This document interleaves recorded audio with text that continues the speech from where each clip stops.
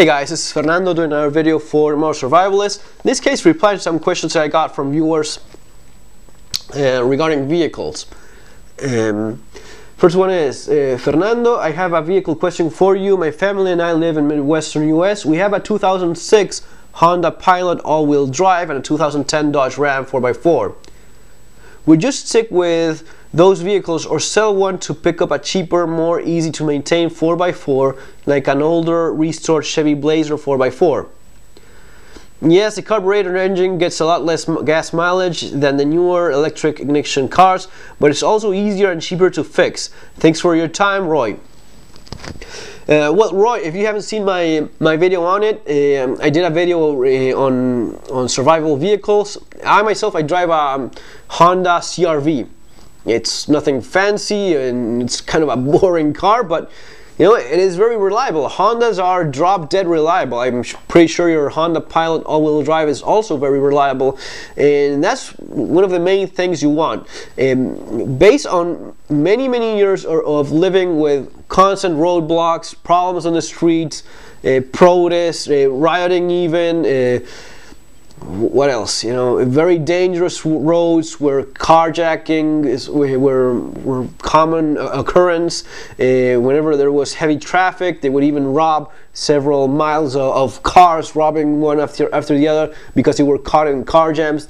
One of the things that I realized is that you want a vehicle that is small enough so as to get into different small places, so as to evade all these kind of things, these problems. You want a vehicle that has acceptable ground clearance, so as to go over a boulevard or sidewalk. You also want some off-road capability. Now, you don't want to go crazy there and go for an off-road vehicle, a big off-road truck. Off-roading, it's awfully fun and such. It is not the kind of thing that you want in a survival vehicle. You want a vehicle that's not only very reliable, has some off-road capability, but also a vehicle that has good gas mileage so as to use it on a daily basis, and also so as to get you as further away from problem as possible with what limited amount of gas you have. The idea of a vehicle in a survival situation is to cover as much ground, cover as much distance as possible with whatever amount of gas you have. That's the key. You're not going to be putting yourself on purpose in the kind of places that you would go for with a big off-road truck. That's the kind of place you avoid so as to not get stuck in there. So maybe you're getting a secondary road or getting on a road that isn't paved and that sort of thing, but you're not going to be going into very hard off-road terrains on purpose. So it's more of a limited amount of off-road that you need, with gas mileage being, in my opinion, more important. And your Honda Pilot or my Honda CR-V is perfectly capable of dealing with a reasonable amount of snow, mud, and such. No problems there. It also is, you know, Hondas, Toyotas, Nissans.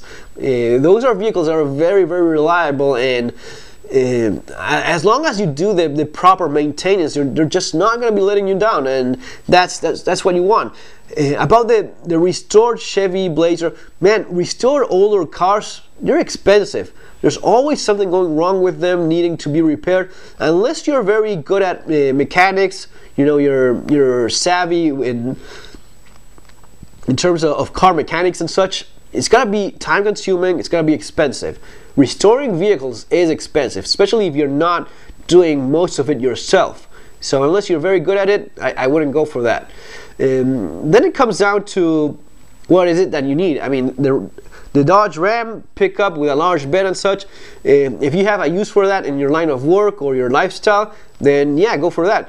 If not, the Chevy Blazer is a classic survivalist vehicle. It's a classic hardcore survival vehicle. It has been used by the military quite a bit, and yes, properly restored and such, it is pretty neat. But again, restored vehicles, they're expensive, and parts, and there's always something going wrong with them because they are older vehicles, and there's always stuff breaking up on them.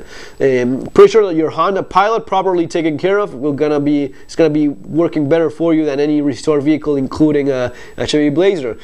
And about the carburetor, the theory here in survival terms is that you have the carburetor, so that in case of an EMP blast, you're not compromising your vehicle.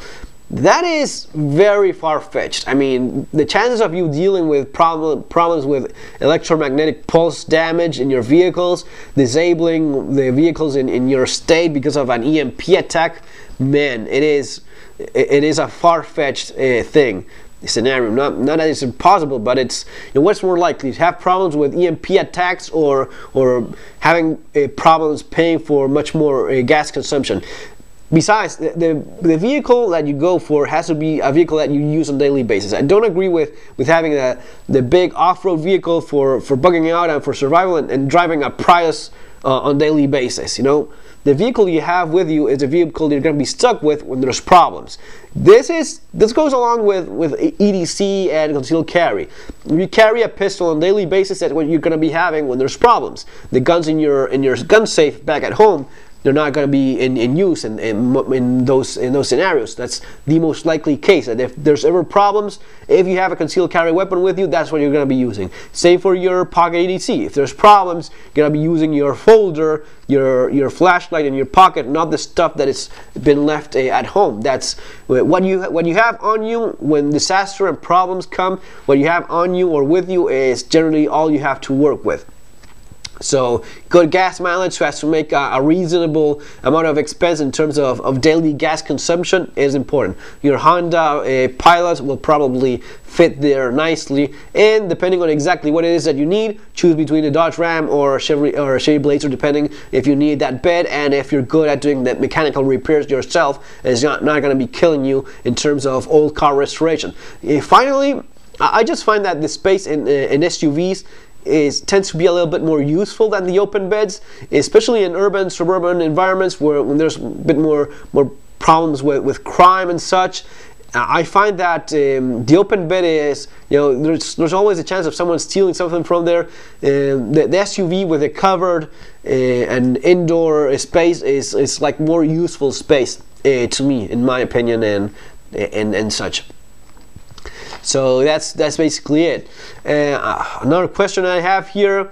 Hey Fernando, love your book and your blog. Book link is below there in the comment section. I have a quick question for you. I was watching an episode of Doomsday Preppers Discovery Channel, and they gave a tip. They recommend using jacks used in a child game with a bouncing ball. The bouncing jacks where you just pick up, yeah. They recommend using jacks to stop a car that is following you. You would just throw the jack out the window, and when the car behind you runs over them, the jack will puncture the pursuing car's tires. Have you ever heard of this? Do you think it will work? No, I don't think it will.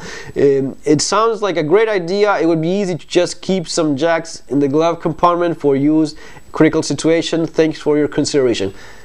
I don't think it will work. I mean, those bouncing jacks are pretty small. I've actually seen some of the real deal spikes for that sort of thing. Actually, I saw it in a museum. They're like this big with steel spikes. It has like a steel ball in the middle. It's all soldered in, and I mean, man, it was massive. It was like this big. Those bouncing jacks are pretty small, and I think they're made of pot metal. I would be very, very surprised if that actually works if you run over one. At the most, I would be making a small puncture that will deflate slowly. I don't think you're going to be busting any tires with that. And how exactly would that work? You just throw it out of the window. If you throw it on the side of your window, it's not going to be hitting the car behind you, chasing you. So you would have to throw it over the roof in some way, maybe, with enough luck that it gets in the path and it gets run over by the chasing vehicle. And if it even disables it. Again, if someone does a video and tries that out, I would be very surprised if it actually worked. Not saying it wouldn't, but I don't think it will work, honestly. I don't know what the guys from Doomsday Preppers experience is. My experience with people trying to, with carjackers and that sort of thing, I had one I was driving in Buenos Aires. It was like 12 noon, something like that. It was middle of the day in General Paz, like a big avenue and a big highway in Buenos Aires. The car in front of me, the guy in the passenger window put his hand out of the window and had like a little can, and he pressed on it, and suddenly I see this stream of foam coming my way, hits the windshield and covers all with this white foam. It was like a shaving cream or something like that. I mean, you couldn't see a thing. It was yeah, I was told that they do that sort of thing so as to stop you and then steal your vehicle, you know, carjackers, that sort of thing. And I don't know, again, I don't know if these guys have used this effectively at all. Based on my advice here would be having a firearm with you, and also knowing how to drive defensively, having some idea, some concepts of defensive driving and practicing those, and keeping a cool head when something like this happens. The idea of the bouncing jack thing, I think it's not going to be working. Your firearm, knowing how to drive defensively, defensive driving classes maybe, if there's something available, or learning about it. I did cover defensive driving in my book as well, and it's stuff you can actually practice. It's not that hard, and basically keeping a cool head. Keeping a cool head when something like this happens. Your instinctive reaction when someone gets in front of you on the road, or someone throws something at your windshield, like it happened to me, is hitting the brakes and stopping. You have to be a bit cooler than that and keep driving, finding a safe place and such. Being armed always helps, I've been told that, and knowing how to drive and do this sort of thing, of course, will work much better than the bouncing jack thing that that these guys have recommended. So guys, that's basically it. I hope you have a great day. Take care. See you on our next video.